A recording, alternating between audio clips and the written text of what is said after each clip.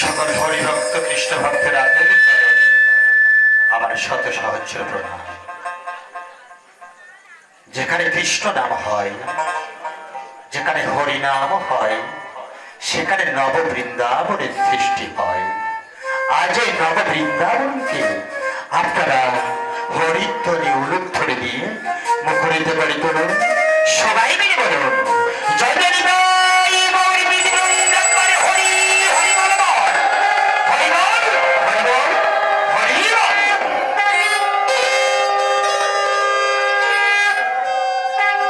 গিরিধারী গোপাল হে ব্রজ রাধা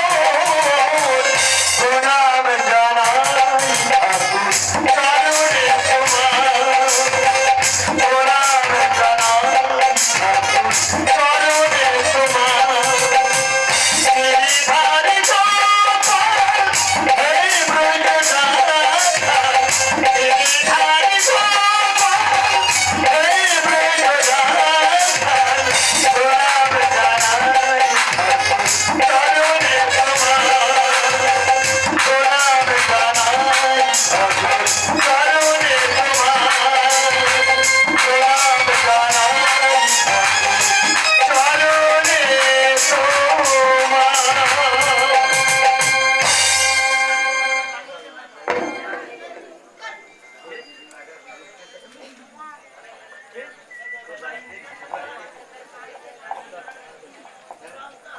আবারও আসতে হলো আপনাদের মানে আসাটা ঠিক না, তারপরেও আমাকে আসতে হলো।